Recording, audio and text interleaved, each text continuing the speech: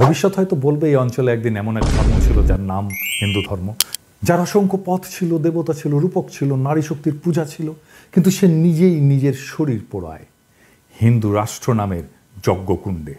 এই হলো গাজওয়াতুল হিন্দ, যেখানে শত্রু বাইরের কেউ নয়, শত্রু হয়ে ওঠে নিজের ভেতরের ভয়, প্রতিক্রিয়া আর পরিচয়হীনতা। গভীর রাতে ভারত পাকিস্তানে 3টা লোকেশনে 9টা টার্গেটে মিসাইল আক্রমণ করেছে। আমরা অনুমান করতে পারি এই আক্রমণ একটা ফুল স্কেল যুদ্ধে পর্যবসিত হতে পারে। পাকিস্তান আর্মি 2টা ভারতীয় জেট ভূপাতিত করেছে।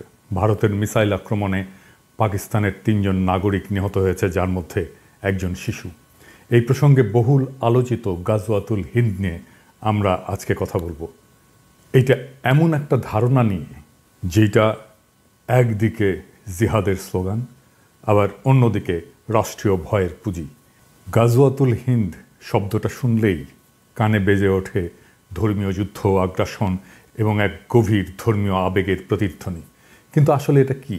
কোথা থেকে এলো এই কথা? আর কেন একবিংশ শতাব্দীতে এসে আবার মাথাচাড়া দিয়ে উঠেছে সেই পুরনো মিথ? আর কেনই বা বলছি এই গাজওয়াতুল হিন্দ সম্ভবত শুরু হয়েছে আর ভারত পরাজয়ের পথে অগ্রসর হচ্ছে? আসুন ইতিহাস, ধর্মতত্ত্ব এবং রাজনীতির সীমানা পেরিয়ে খুঁজে বের করার চেষ্টা করি এই ধারণার উৎস, ব্যবহার এবং পরিণতি সম্পর্কে। গাজওয়াত শব্দটা ইসলামী পরিভাষায় ব্যবহৃত হয় ওই সমস্ত যুদ্ধে যেখানে নবী রাসূল স্বয়ং অংশগ্রহণ করেছিলেন। আর হিন্দ মানে ভারত, এই দুটো শব্দ মিলে দাঁড়ায় হিন্দের যুদ্ধ। কিছু হাদিসে উল্লেখ করে ভবিষ্যতে মুসলমানরা হিন্দ বিজয় করবে, যেমন সুনান আল নাসাই এবং মুসনাদে আহমেদে একটা বর্ণনায় বলা হয়েছে, আমার উম্মতের একটা বাহিনী হিন্দের সঙ্গে যুদ্ধ করবে, আল্লাহ তাদের ক্ষমা করবেন। তবে ইসলামিক স্কলারেরা অনেকেই বলেন যে এই হাদিসগুলোর সনদ দুর্বল এবং এগুলোকে ঐতিহাসিক ভাষ্য হিসেবে ধরা যায়, কিন্তু তা দিয়ে আধুনিক রাজনৈতিক সহিংসতার বৈধতা পাওয়া যায় না। 20 শতকের শুরু থেকে বিশেষ করে পাকিস্তানের রাষ্ট্রনীতিতে গাজওয়াতুল হিন্দ হয়ে ওঠে এক কল্পিত ধর্মীয় আদর্শ। অনেক সংগঠনই তাদের রাজনৈতিক প্রোপাগান্ডায় এই শব্দগুলো ব্যবহার করে বারবার, যেন ভারতের বিরুদ্ধে যে কোনো যুদ্ধ মানেই ইমানের লড়াই। এই ধারণা ব্যবহার করে রাষ্ট্রীয় সহিংসতা, সীমান্ত সন্ত্রাসকে বৈধতা দেওয়ার চেষ্টা করা হয়। আবার পাশাপাশি এই টার্মটাকে ধরেও ভারতের মুসলমানদের সন্দেহের চোখে দেখার সুযোগটাকে সৃষ্টি করা হয়। কিন্তু এটা কি আক্ষরিক অর্থে যুদ্ধ নাকি প্রতীকী যুদ্ধ? সেই যুদ্ধ কি শুরু হয়েছে? আর যদি শুরু হয় তাহলে কিভাবে শুরু হয়েছে? আর এই যুদ্ধের পরিণতি বা কি? আমার মনে হয় এই লড়াই শুরু হয়েছে, আর এটা শুরু করেছে বিজেপি আর আরএসএসের হিন্দুত্ববাদী রাজনীতি দিয়েই।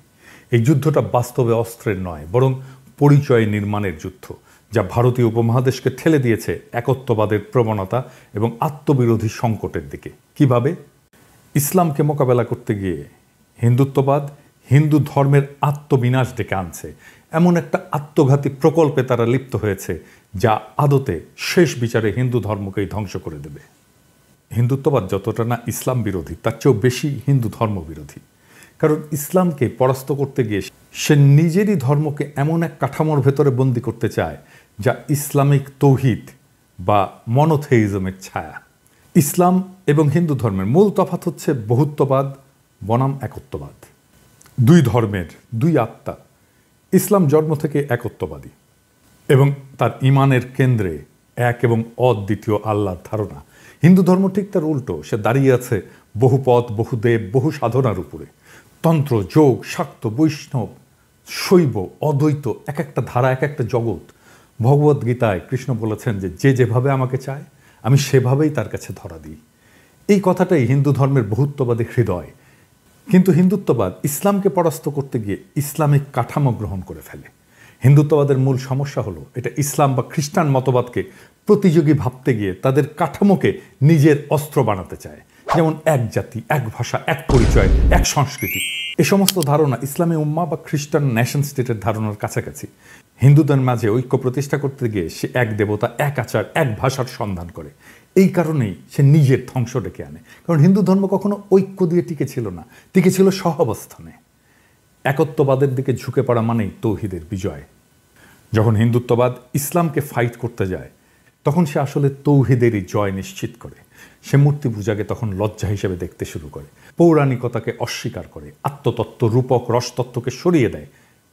বেদান্তের তৎতম অসি এর বিপরীত তৈরি করে শুদ্ধ হিন্দু পরিচয়ের কাঠিন্য। এইভাবেই হিন্দুত্ববাদ বহুত্ববাদী আধ্যাত্মিকতাকে হত্যা করে, অর্থাৎ হিন্দু ধর্মকেই সে হত্যা করে। এভাবেই মোদি আত্মহননের পথে হিন্দুত্ববাদ দিয়ে হিন্দু ধর্মকে নিয়ে যাচ্ছে। এইভাবেই একদিন হিন্দুত্ববাদ যখন নিজের দেহে একক দেবতার ধর্ম নির্মাণ করবে, তখন সে নিজেই আর হিন্দু থাকবে না, সে হয়ে উঠবে একটা হিন্দু নামধারী ইসলামী রাষ্ট্রীয় কাঠামোর ছায়া, যার মধ্যে থাকবে না সাধনার পথ, থাকবে না দেবদেবী উপাসনা, থাকবে না অবতার তত্ত্ব, থাকবে না উল্টো যুক্তি। সে সময় ইসলাম যদি আসে তাহলে সে বলবে, তুমি তো একত্ববাদকেই বিশ্বাস করো, কিন্তু আমাদের একত্ব অনেক আগে থেকেই পরিণত, তুমি শুধু তার ছায়া, তুমি তাকে অনুসরণ করেছো। এই ছায়া যখন আত্মার আর আশ্রয় দিতে পারে না, তখন মানুষ মূল উৎসের দিকে ফিরে যায়। তখন তৌহিদ শুধু জয়ী হয় না, হিন্দুত্ব নিজেই তাকে তার মঞ্চ প্রস্তুত করে দেয়। তাই গাজওয়াতুল হিন্দ কোনো বাহ্যিক যুদ্ধ নয়, এটা ভারতীয় পরিচয়ের মধ্যে এমন এক আত্মঘাতী দ্বন্দ্ব, যেখানে এক ধর্ম অন্য ধর্মকে মোকাবেলা করতে গিয়ে নিজেকেই তাকে রূপান্তর করে ফেলে। হিন্দুত্ব ইসলামকে হারাতে গিয়ে ইসলামিক কাঠামোকে গ্রহণ করে। এটাই আত্মহনন, এটাই ইতিহাসের সবচেয়ে বড় পরাজয়, যেখানে তুমি যেত না, বরং তোমাকে হারিয়ে অন্য কেউ তোমার জায়গায় দাঁড়িয়ে যায়। আমি যখন রেকর্ড করছি তখন ফ্রান্সে গভীর রাত, ঘড়ির কাঁটা থমকে নেই, কিন্তু সময় থমকে গেছে। ভারত পাকিস্তানের সীমান্তে যুদ্ধের দামামা, আলো নয় কেবল ধোঁয়া। পাকিস্তান দাবি করেছে ভারতের হামলায় নিহত হয়েছে 3 জন নিরস্ত্র মানুষ, একজন শিশু যার হাতে ছিল খেলনা, কোনো বন্দুক না। এটাই কি সেই যুদ্ধ যেটা বহুদিন ধরে গল্পে ছিল, হাদিসে ছিল, প্রপাগান্ডায় ছিল? গাজওয়াতুল হিন্দ, যার কথা একদা বলা হতো একদিন হবে, সেই যুদ্ধ কি আজকে শুরু হলো? নাকি আমরা অনেক আগেই চুপচাপ নিজের ভেতরে সেই যুদ্ধ শুরু করে ফেলেছি? বিজেপি আরএসএস যখন হিন্দু রাষ্ট্র গড়ার নাম করে হিন্দু ধর্মের বহুত্ববাদকে খরচা করে ফেলে, তখন তারা ইসলামকে হারাতে গিয়ে তৌহিদের কাঠামো নিজের ধর্মে বসিয়ে দেয়।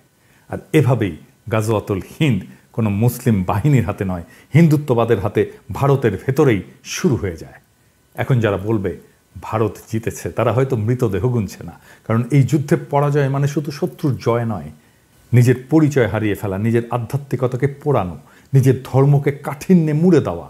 হিন্দুত্ব যখন অদ্বৈতবাদ দিয়ে এক পথে হাঁটতে চায়, তখন সে নিজেই নিজের সমস্ত পথ হারায়। আর তখন ইসলাম আসলে আর কিছু করেও না, সে শুধু দাঁড়িয়ে থাকা দেখে কিভাবে তার প্রতিদ্বন্দ্বী নিজেকেই প্রতিলিপি করে ফেলে। এই যুদ্ধের শেষে কি থাকবে? ভবিষ্যৎ হয়তো বলবে এই অঞ্চলে একদিন এমন এক ধর্ম ছিল যার নাম হিন্দু ধর্ম, যার অসংখ্য পথ ছিল, দেবতা ছিল, রূপক ছিল, নারী শক্তির পূজা ছিল, কিন্তু সে নিজেই নিজের শরীর পোড়ায় হিন্দু রাষ্ট্র নামের যজ্ঞকুণ্ডে। এই হলো গাজওয়াতুল হিন্দ, যেখানে শত্রু বাইরের কেউ নয়, শত্রু হয়ে ওঠে নিজের ভেতরের ভয়, প্রতিক্রিয়া আর পরিচয়হীনতা। এই হলো সেই সাংস্কৃতিক সুইসাইড, যার শেষে আর ধর্ম থাকে না, থাকে শুধু রাষ্ট্র। আর সেই রাষ্ট্রে মানুষও থাকবে না, থাকবে শুধু বিজয় লিখে রাখা এক শূন্যতা, এক ঐতিহাসিক পরাজয়, যার শুরুটা ভারতের হিন্দুত্ববাদীদের হাতে, যারা হিন্দু ধর্মকে বিজয়ী করতে গিয়ে আখেরে তার নিজের ধর্মকেই পরাজিত করে ফেলে। প্রিয় দর্শক, এতক্ষণ আমরা ওনার কথাগুলো শুনছিলাম এবং আমরা যে রিসেন্টলি দেখেছিলাম যে ভারত পাকিস্তান যে যুদ্ধের বিষয়গুলো ঘটেছে, এবং সেই জায়গায় ওনার কিছু মতামত উনি তুলে ধরলেন, যেটি হচ্ছে হিন্দু ধর্মাবলম্বীদের জন্য যে বিষয়টি ভবিষ্যৎ পৃথিবীতে ঘটতে পারে এবং তাদের জন্য যে বিষয়টি ধারণা করছেন উনি, এটিও কিন্তু একটি ওনাদের জন্য এটি বিশেষ খবর। এবং এই বিষয়গুলো যদি আমরা দেখি, ভারত পাকিস্তান যুদ্ধের বিষয়টি সাময়িক সমাধান হলেও ভবিষ্যতে এটি কী পথ দাঁড়াবে বা কী অবস্থা দাঁড়াবে, এটি কিন্তু দেখার বিষয় আছে।